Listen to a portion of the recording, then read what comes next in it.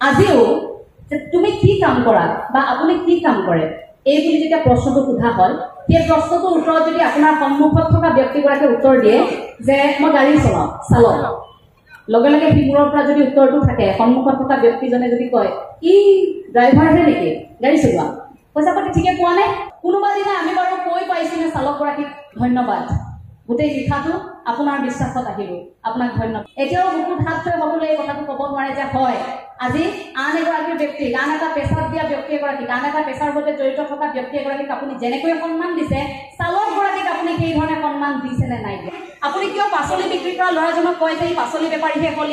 ইমান নম্বৰলৈ উত্তীৰ্ণ হয় ই গাড়ীহে চলাই এতিয়া ই নাইট ছুপাৰ ড্ৰাইভাৰ ই গাড়ী চলায় ই অমুক কৰে এই ধৰণে আমি কিয় সমালোচনা কৰোঁ কিন্তু এই উৰেটো নিশা উজাগৰে থাকি আমাক যে নিশাটো ইমান সুন্দৰকৈ যে কঢ়িয়াই লৈ আহিলে সেই ব্যক্তিগৰাকীৰ প্ৰতি আমি এটা মিচিকিয়া হাঁহিও নামাৰোঁ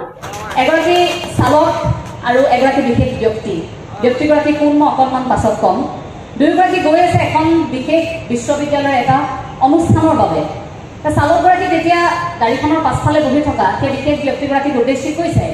যে আপুনি যে কথাবোৰ কয় আপুনি যে তত্ত্ববোৰ বিশ্লেষণ আগবঢ়ায় এই কথাখিনি মই হুবহু কৈ দিব পাৰিম কাৰণ আপুনি ইমান একেই কথাখিনিকে কয় মই কথাখিনি শুনো মই আয়ত্ব কৰিব পাৰিছোঁ মই হুবহু কিন্তু কৈ দিব পাৰিম তেতিয়া গাড়ীখনৰ পিছফালৰ চিটত বহি থকা সেই বিশেষ ব্যক্তিগৰাকীয়ে কৈছে হয় নেকি এইটো খুব আচৰিত কথা যে তুমি শুনি শুনি মোৰ লগত আহি এইখিনি আয়ত্ব কৰিব বিচাৰিছা ঠিক আছে তুমি যদি ইমানেই মোৰ দৰে হুবহু ক'ব পাৰা তেন্তে আজিৰ অনুষ্ঠানটোত যিটো অনুষ্ঠানলৈ আমি গৈ আছোঁ সেই অনুষ্ঠানটোত মোৰ নামটোহে কাৰণে মোক চিনি নাপায় গতিকে আজি এটা কাম কৰা যাওক আজি অনুষ্ঠানটিত তুমি ভাষণ দিবা তুমি কথাখিনি ক'বা তুমি বুজাবা আপেক্ষিকবাদৰ ধাৰণাটো তুমি বুজাবা আৰু মই পিছফালৰ বেঞ্চত বহি থাকিম কথা সেইমতে হ'ল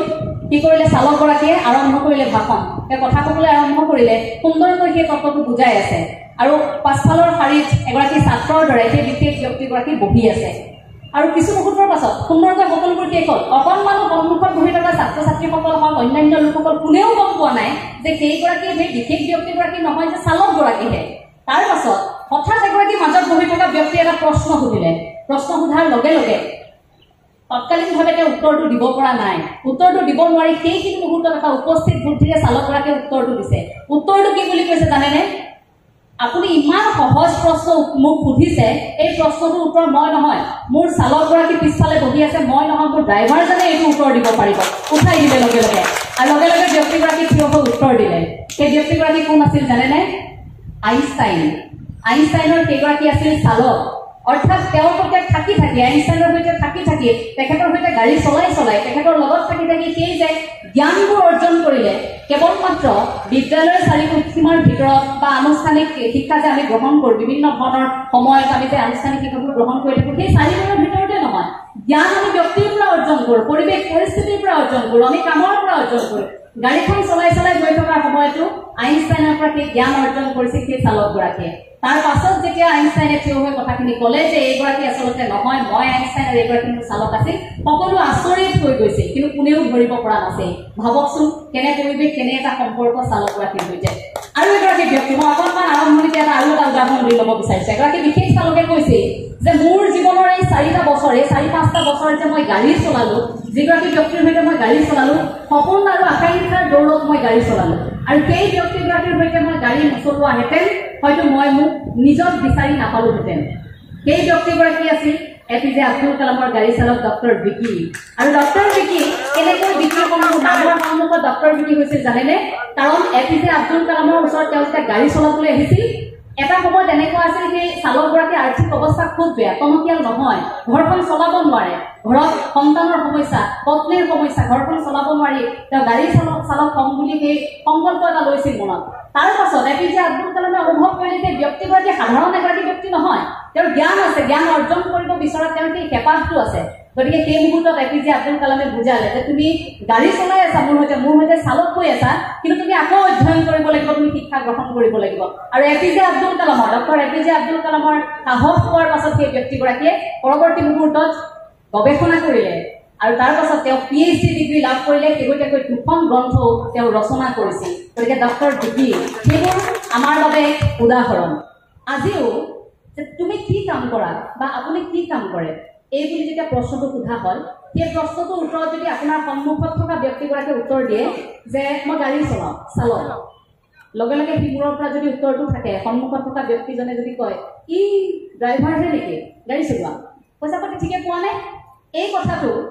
আৰু সন্মুখত যদি আৰু এগৰাকী ব্যক্তি থাকে তেওঁৰ উত্তৰটো যদি হয় যে খুব ভাল কাম কৰ্ম সংস্কৃতি ভাল কাম কৰিছা ঘৰখন সুন্দৰকৈ চলি আছে নহয় ভালকৈ কামখিনি কৰি থাকা এই যে মাজত দুগৰাকী ব্যক্তিৰ পাৰ্থক্যটো এই সময়খিনিলৈ যাবলৈ অসমবাসীক আৰু অকণমান সময়ৰ প্ৰয়োজন এতিয়াও বুকুত হাত থৈ সকলোৱে এই কথাটো ক'ব নোৱাৰে যে হয় আজি আন এগৰাকী ব্যক্তি আন এটা পেছাত দিয়া ব্যক্তি এগৰাকীক আন এটা পেছাৰ সৈতে জড়িত থকা ব্যক্তি এগৰাকীক আপুনি যেনেকৈ সন্মান দিছে চালকগৰাকীক আপুনি সেই ধৰণে সন্মান দিছে নে নাই দিয়া আমি কোনোবা দিনা এই যে নাইট ছুপাৰত আমি যেতিয়া আহোঁ মই যিহেতু উজনিৰ এগৰাকী জীয়ৰী মই ধেমাজি যেতিয়া আহি আছোঁ গাড়ীখনত আহি আছোঁ ৰাতিপুৱা যেতিয়া আইএছবিটিত নামো ইয়াত নমাৰ পিছত কোনোবা দিনা আমি বাৰু কৈ পাইছোনে চালকগৰাকীক ধন্যবাদ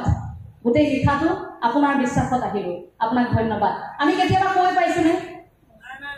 কেতিয়াও পোৱা নাই আমিতো মানুহ আমাকতো সম্পৰ্ক লাগিব আমি অথচ আমি কেনেকুৱা কৰোঁ যে আমি গাড়ীখনত আহিলোঁ ভাড়াটো দিলোঁ তাৰ পাছত নামি গ'লোঁ কিন্তু এই উৰেটো নিশা উজাগৰে থাকি আমাক যে নিশাটো ইমান সুন্দৰকৈ যে কঢ়িয়াই লৈ আহিলে সেই ব্যক্তিগৰাকীৰ প্ৰতি আমি এটা মিচিকীয়া হাঁহিও নামাৰোঁ আমি তেওঁক এটা হাঁহি তেওঁ কথা এষাৰ সুধিলে সেই প্ৰত্যুত্তৰটো দিবলৈ আমি অকণমান ড্ৰাইভাৰে কথা পাতিম কৈ থৈ দিলোঁ দাদা হয় এনেকৈ কৈ থৈ দিলোঁ আমি সন্মানসূচকভাৱে কথাখিনি ক'ব নাজানো কাৰণ আমাৰ মানসিকতা আমাৰ সময় আমাৰ পৰিস্থিতি আমাৰ ধাৰণাটোৱে তেনেকুৱা হ'ল এই যে জীৱন নহ'লে জীৱিকা অসম্ভৱ কিন্তু জীৱিকা নহ'লেও জীৱনটো অসম্ভৱ আপুনি জীৱনটোত আছে কিন্তু আপোনাৰ জীৱিকা নাই তেন্তে আপুনি কি কৰি থাকিব আপোনাৰ জীৱনটো মূল্যহীন নহ'ব জানো গতিকে জীৱিকাৰ কিবা বাছ বিচাৰ আছে নেকি আপুনি যদি অৰ্থনৈতিক স্বাৱলম্বিতা অৱলম্বন কৰিব বিচাৰিছে আপুনি যদি বৃত্তিমুখী শিক্ষাৰ কথা ক'ব বিচাৰিছে আপুনি যদি কৰ্ম সংস্কৃতিৰ কথা কয় কৰ্মমুখী আন্দোলনৰ কথা কয় তেন্তে আপুনি কামত কিয় নাহে আপুনি কিয় পাচলি বিক্ৰী কৰা ল'ৰাজনক কয় যে ই পাচলি বেপাৰীহে হ'ল ইমান নম্বৰলৈ উত্তীৰ্ণ হয় ই গাড়ীহে চলায় এতিয়া ই নাইট ছুপাৰ ড্ৰাইভাৰ ই গাড়ী চলায় ই অমুক কৰে এই ধৰণে আমি কিয় সমালোচনা কৰোঁ আমি কিয় সেই কামটোক সন্মান কৰিব নাজানো উচ্চ ডিগ্ৰীধাৰী এগৰাকী ব্যক্তি এটা আসনত পোৱাৰ লগে লগে সেই ব্যক্তিগৰাকীয়ে আমাৰ বাবে বিশেষ নেকি এই চালকসকলতো আমাৰ বাবে বিশেষ এই কথাবোৰ আমি এতিয়া লাহে লাহে অনুধাৱন কৰাৰ কিছু সময় আহি পৰিল আমাৰ মাজৰ সেই সম্পৰ্কবোৰ আমি যে আমাক কিবা এটা কৰি দিয়াৰ পিছত যে মানুহক আমি ধন্যবাদ জনাওঁ সেই ধন্যবাদ পিছত সেই কথাবোৰ এতিয়া প্ৰকাশ কৰাৰ সময় আহি পৰিল আপোনালোকৰ বিভিন্ন মুহূৰ্তত মই দেখি আছোঁ এই যে সংগঠনটো জন্ম হ'ল মই ৰূপমদাৰ কথা অকণমান উনুকিয়াব বিচাৰিম ৰূপমদাই এটা কথা কৈছে যে মই কোৱা কথাখিনি কেৱল মোৰ কথা নহয় এয়া আমাৰ সকলোৰে কথা কাৰণ আমি কিবা এটা কথা কোৱাৰ আগত আমি আলোচনা কৰি কথাখিনি কওঁ বহু সময় দেখিছোঁ সামাজিক মাধ্যমত যেতিয়া তেখেতক আক্ৰমণ কৰা হয় তেতিয়া কয় যে গোটেই অসমত থকা এই চালকসকলৰ মুৰব্বী নেকি ৰূপম দত্ত এই কথাটো সকলোৱে সোধা মই দেখিবলৈ পাওঁ এই কথাটো যেতিয়া সোধে তাৰ পাছত ৰূপমদাৰ হয়তো এইখিনি প্ৰত্যুত্তৰ আছিল কিন্তু এটা কথা আপোনালোকৰ মাজত মতৰ অমিল থাকিব পাৰে কিন্তু মই আশা কৰিম আৰু এগৰাকী আপোনালোকৰ কনিষ্ঠ হিচাপে মই আপোনালোকক অনুৰোধ জনাম আপোনালোকৰ মাজত কিন্তু মনৰ অমিল কেতিয়াও হ'বলৈ নিদিব এই যে আপোনালোকে 3 বছৰ দিন কষ্ট কৰি এই যে তৃতীয় বাৰ্ষিক অধিৱেশন আপোনালোকে যে পাতিবলৈ সক্ষম হৈছে এই যে আজি আপোনালোকে এই আসনখনৰ পৰা চালকৰ আসনখনৰ পৰা নামি আহি এনেকৈ যে এটা অনুষ্ঠান আয়োজন কৰি সকলোৱে একেলগে বহি আপোনালোকৰ ভাল লগা বেয়া লগাবোৰ আলোচনা কৰিছে এই পৰিৱেশটো জীয়াই থাকিবলৈ শক্তি এটাৰ প্ৰয়োজন নহ'ব জানো মতবোৰ অমিল হৈ থাকক মত অমিল হোৱাটো স্বাভাৱিক কথা 5টা আঙুলি সমান নহয় কিন্তু 5টা আঙুলি সমান নহয় 5টা আঙুলিৰ কাম বেলেগ বেলেগ নহয় জানো গতিকে এই 5টা আঙুলি মিলি হাতৰ এটা মুঠি হ'ব সেই মুঠিটো হৈ আপোনালোক জিলিকি থাকক আপোনালোকৰ মনৰ অমিল কেতিয়াও হ'বলৈ নিদিব যেতিয়া ভগৱান শ্ৰীকৃষ্ণ অৰ্জুনৰ ৰথৰ চালক আছিল আমিতো সকলোৱে জানো যেতিয়া অৰ্জুনক সোধা হৈছিল যে তোমাক সৈন্য লাগিব নে চালক ৰথী লাগিব মই যদি যাওঁ মোৰ সৈতে কিন্তু সৈন্য নাথাকে মই অকলেহে যাম মই তোমাৰ সাৰথীহে হ'ব পাৰিম অৰ্জুনে কৈছিল যে ঠিক আছে হ'ব আপুনি মোৰ সৈতে থাকিলে হ'ল আপুনি মোৰ সৈতে থাকক সমগ্ৰ যুদ্ধ এনেকৈ সময় পাৰ হ'ব আৰু তাৰ পাছত অৰ্জুনে কি কৰিছিল সেয়া গ্ৰহণ কৰি তেখেতৰ লগতে থাকি ভগৱান শ্ৰীকৃষ্ণৰ সৈতে গোটেই সময়খিনি পাৰ কৰিছিল কুৰুক্ষেত্ৰ যুদ্ধৰ সেই সময়খিনি আমি জানো গতিকে সেই মুহূৰ্তত অৰ্জুনৰ চালকগৰাকী ভগৱান শ্ৰীকৃষ্ণ নাছিল জানো কেৱল মাত্ৰ ৰথখন চলাই গৈছিল নে বহুখিনি কথাও কৈ গৈছিল পৰামৰ্শ আগবঢ়াইছিল যিখিনি পৰামৰ্শ আজি সমগ্ৰ বিশ্বই স্বীকাৰ কৰে সেয়া হৈছে